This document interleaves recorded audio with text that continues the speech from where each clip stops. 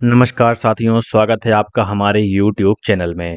आप छत्तीसगढ़ की किस जगह से हमारे समाचार सुन रहे हैं, कृपया कमेंट बॉक्स में लिखकर हमें ज़रूर बताएं। साथ ही हमारे चैनल को सब्सक्राइब करना ना भूलें। रायपुर से प्रस्तुत हैं छत्तीसगढ़ के प्रादेशिक समाचार। समाचारों के साथ में विपिन शुक्ला। पहले मुख्य समाचार।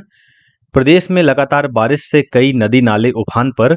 दुर्ग जिले में शिवनाथ नदी की बाढ़ में फंसे 32 लोगों को एसडीआरएफ की मदद से सुरक्षित निकाला गया। सरगुजा जिले के मैनपाट में आयोजित भाजपा के सांसदों और विधायकों के 3 दिवसीय प्रशिक्षण शिविर का कल हुआ समापन। दंतेवाड़ा जिले में कल 12 माओवादियों ने पुलिस के समक्ष किया आत्मसमर्पण। और छत्तीसगढ़ को जिला खनिज संस्थान न्यास डीएमएफ के अंतर्गत उल्लेखनीय कार्यों के लिए राष्ट्रीय स्तर पर सम्मानित किया गया। अब समाचार विस्तार से। प्रदेश में पिछले 3-4 दिनों से रुक रुक कर हो रही लगातार बारिश से सामान्य जनजीवन प्रभावित हुआ है। कई नदी नाले उफान पर हैं और खतरे के निशान से ऊपर बह रहे हैं। वहीं कई गांवों का जिला मुख्यालयों से सड़क संपर्क टूट गया है। इस बीच कैचमेंट एरिया में बारिश होने और पानी की आवक बढ़ने से जलाशयों का जल स्तर बढ़ने लगा है। जल संसाधन विभाग के कार्यपालन यंत्री देव शुक्ला ने बताया कि दुर्ग जिले के मोंगरा जलाशय से 8,000 क्यूसेक, घुमरिया से 4,800 क्यूसेक, सूखा नाला से 2,600 क्यूसेक और खातू टोला से 600 क्यूसेक पानी शिवनाथ नदी में छोड़ा जा रहा है। इसके चलते शिवनाथ नदी का जल स्तर लगातार बढ़ रहा है। वहीं महमरा एनीकट के ऊपर से 7 फीट पानी बह रहा है। सुरक्षा के मद्देनजर जिला प्रशासन ने नदी किनारे बसे गांवों के लोगों को सतर्क रहने को कहा है। बाढ़ की स्थिति से निपटने के लिए एसडीआरएफ और डीडीआरएफ की टीम को भी अलर्ट कर दिया गया है। दुर्ग जिले के कलेक्टर अभिजीत सिंह ने बताया कि ग्राम थनौद और अंजोरा में शिवनाथ नदी की बाढ़ में फंसे 32 लोगों को एसडीआरएफ की मदद से सुरक्षित बाहर निकाल लिया गया है। वहीं शक्ति जिले के अंडा गांव के बगान नाला में बहे एक व्यक्ति का शव एसडीआरएफ की टीम ने 36 घंटे बाद बरामद कर लिया है।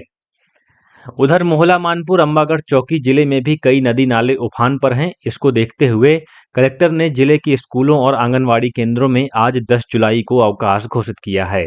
इस बीच मौसम विभाग ने आगामी 24 घंटों के दौरान प्रदेश में कई स्थानों पर हल्की से मध्यम और 1-2 स्थानों पर भारी बारिश होने की संभावना जताई है। मौसम विज्ञानी एसपी चंद्रा ने बताया है कि पश्चिम बंगाल के ऊपर निम्न दाब का क्षेत्र बना हुआ है। सरगुजा जिले के मैनपाट में आयोजित भाजपा के सांसदों और विधायकों के 3 दिवसीय प्रशिक्षण शिविर का कल समापन हो गया। शिविर के अंतिम दिन पार्टी के राष्ट्रीय संगठन महामंत्री बीएल संतोष ने सांसदों और विधायकों को पार्टी की रीति नीति, अनुशासन, जनसेवा और नेतृत्व की जानकारी दी। वहीं प्रदेश अध्यक्ष किरण सिंह देव ने बताया कि प्रशिक्षण शिविर में कुल 12 सत्र हुए। उन्होंने कहा कि इस तरह के प्रशिक्षण शिविर से सांसदों और विधायकों की दक्षता तथा कुशलता बढ़ेगी। शिविर के समापन के बाद पत्रकारों से बातचीत करते हुए उप मुख्यमंत्री अरुण साव ने कहा कि विकसित छत्तीसगढ़ बनाने की दिशा में ये प्रशिक्षण शिविर मील का पत्थर साबित होगा। इससे पहले कल सुबह योग सत्र में विधायक अजय चंद्राकर ने पंडित दीनदयाल उपाध्याय के संघर्षों और उनके आदर्शों पर अपने विचार प्रस्तुत किए।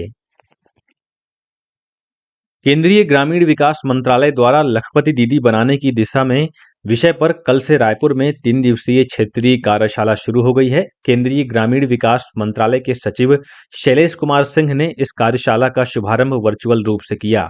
ये कार्यशाला दीनदयाल अंत्योदय योजना और राष्ट्रीय ग्रामीण आजीविका मिशन के तहत आयोजित की जा रही है। इस कार्यशाला में छत्तीसगढ़ सहित बिहार, झारखंड, मध्य प्रदेश, ओडिशा और पश्चिम बंगाल के अधिकारी, मिशन संचालक, आजीविका विशेषज्ञ और स्वयं सहायता समूहों के प्रतिनिधि शामिल हो रहे हैं।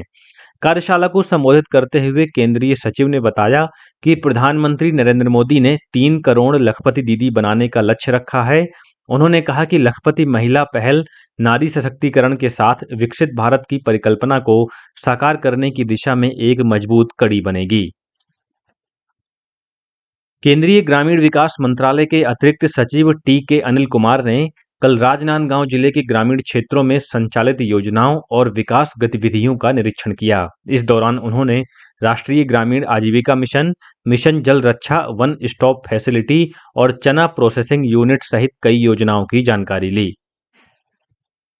दंतेवाड़ा जिले में कल 12 माओवादियों ने पुलिस के समक्ष आत्मसमर्पण कर दिया। जिले के पुलिस अधीक्षक गौरव राय ने बताया कि इनमें से 9 माओवादियों पर कुल 28 लाख रुपए का इनाम घोषित था।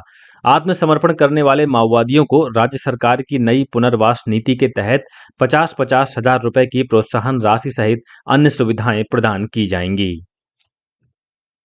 छत्तीसगढ़ को जिला खनिज संस्थान न्यास डीएमएफ के अंतर्गत उल्लेखनीय कार्यों के लिए राष्ट्रीय स्तर पर सम्मानित किया गया है। कल नई दिल्ली में आयोजित नेशनल डीएमएफ वर्कशॉप के दौरान केंद्रीय कोयला और खान मंत्री जी किशन रेड्डी ने खनिज विभाग के सचिव पी दयानंद को प्रशस्ति पत्र देकर सम्मानित किया।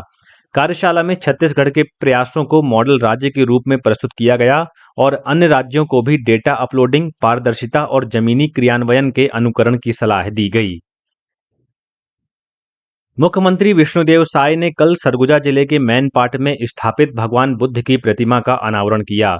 समारोह को संबोधित करते हुए मुख्यमंत्री ने कहा कि भगवान बुद्ध की प्रतिमा की स्थापना से मैनपाट शांति और समावेशी संस्कृति की नई पहचान बनेगा। उन्होंने कहा कि छत्तीसगढ़ में बौद्ध परंपरा की जड़ें अत्यंत गहरी हैं और भगवान बुद्ध के प्रेम, शांति और करुणा के संदेश को आत्मसात करते हुए राज्य सरकार विकास के पथ पर अग्रसर है।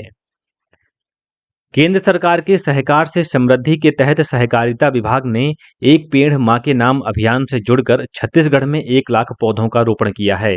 केंद्रीय सहकारिता मंत्रालय के निर्देश पर प्रदेश की सहकारी संस्थाओं में 1 से 6 जुलाई तक विभिन्न कार्यक्रमों, शिविरों, संगोष्ठियों और पौधरोपण कार्यक्रमों का आयोजन किया गया। अभियान के दौरान लोगों ने पौधों की सुरक्षा करने का भी संकल्प लिया। हज समिति ने हज 2026 के लिए आवेदन प्रक्रिया शुरू कर दी है। हज यात्री आधिकारिक हज पोर्टल या हज सुविधा मोबाइल ऐप के माध्यम से अपना आवेदन जमा कर सकते हैं। केंद्रीय अल्पसंख्यक मामलों के मंत्रालय ने एक बयान में कहा है कि ऑनलाइन आवेदन विंडो 31 जुलाई तक खुली रहेगी। और अब कुछ अन्य समाचार संक्षेप में। प्रधानमंत्री ग्राम सड़क योजना के निर्माणाधीन कार्यों की गुणवत्ता का परीक्षण करने के लिए राष्ट्रीय गुणवत्ता समीक्षक 16 से 21 जुलाई तक नारायणपुर और 22 से 26 जुलाई तक कोंडागांव जिले का दौरा करेंगे। और कबीरधाम जिले के ग्राम भल्लिम दादर में आकाशीय बिजली गिरने से 2 बैगा महिलाओं की मौत हो गई। इसी के साथ रायपुर से प्रसारित छत्तीसगढ़ के प्रादेशिक समाचारों का ये बुलेटिन समाप्त हुआ। नमस्कार।